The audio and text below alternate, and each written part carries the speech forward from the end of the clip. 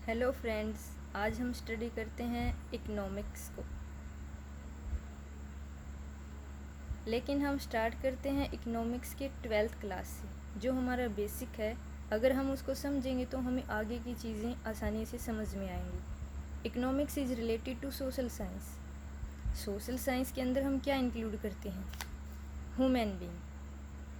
अब इकोनॉमिक्स के अंदर ह्यूमन बीइंग के बिहेव को स्टडी करेंगे, उसकी एक्टिविटीज़ को स्टडी करेंगे, उसके काम को स्टडी करेंगे कि वो क्या काम करता है। लेकिन वो काम केवल रिलेट होना चाहिए मनी से, वेल्थ से।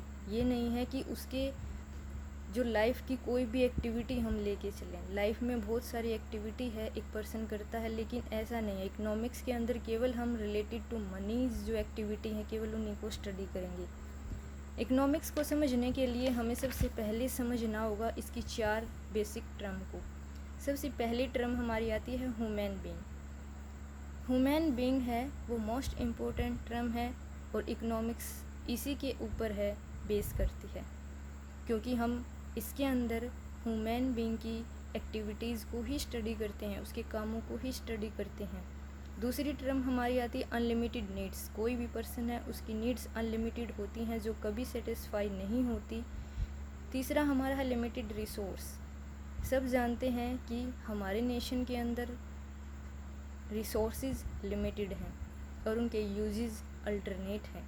जैसे हम मिल्क लेते हैं, मिल्क है, रिसोर्सेज है, लेकिन उसके यूजेस अल्टरनेट हैं। उसको हम पीने के लिए यूज़ कर सकते हैं, बड़ों के लिए यूज़ कर सकते हैं, बच्चों के लिए यूज़ कर सकते हैं, दही के लिए यूज़ कर सकते हैं, और भी हम इसको अलग अलग जगह यूज़ करते हैं। यानी कि कोई भी रिसोर्स है उसके यूजेस अल्टरनेट होते हैं।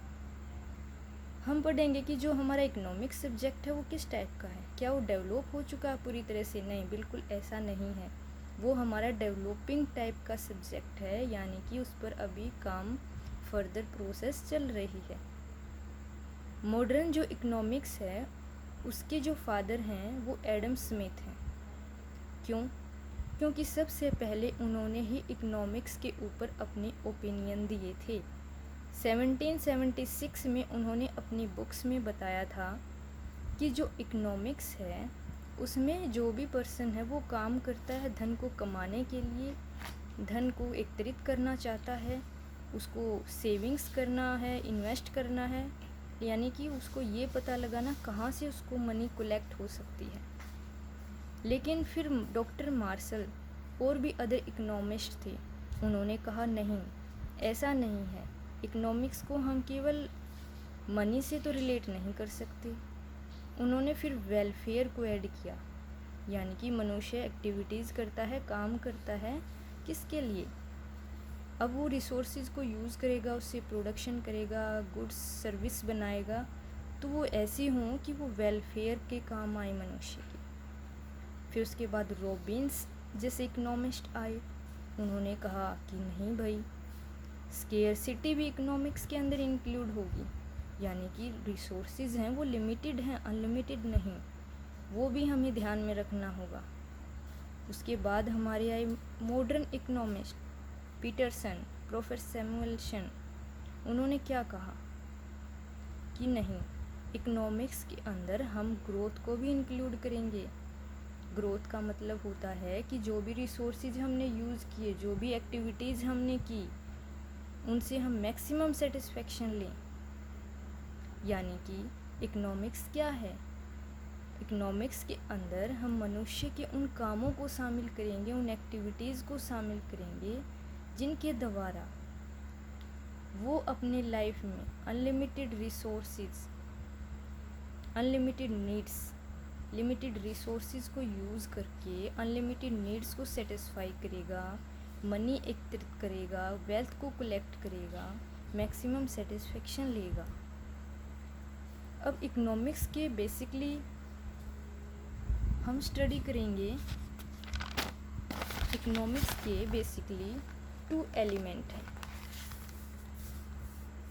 2 प्रिंसिपल जो कंपोनेंट हैं इकोनॉमिक्स के, वो 2 हैं। एक है माइक्रो इकोनॉमिक्स, दूसरा है मैक्रो इकोनॉमिक्स। माइक्रो का मतलब होता है स्मॉल, यानी कि हम स्मॉल साइज पर इकोनॉमिक के अंदर एक्टिविटीज़ को स्टडी करते हैं। स्मॉल साइज़ का मतलब हो सकता है इसमें क्या इंक्लूड होगा, कोई भी individual person, firm, industry, organisation, ये चारों हैं, या इसके अतिरिक्त कोई भी इंडिविजुअल यूनिट हो सकती है जिसको हम स्टडी करते हैं। दूसरा हमारा है macro economics, means large scale पर। इसमें हम वो होल इकोनॉमिक एक्टिविटीज़ को स्टडी करेंगे, एक पूरी की पूरी जो इकोनॉमी है उसको सेपरेट ना करके एक ही ग्रुप में लेके एक ही यूनिट मानकर स्टडी करेंगे।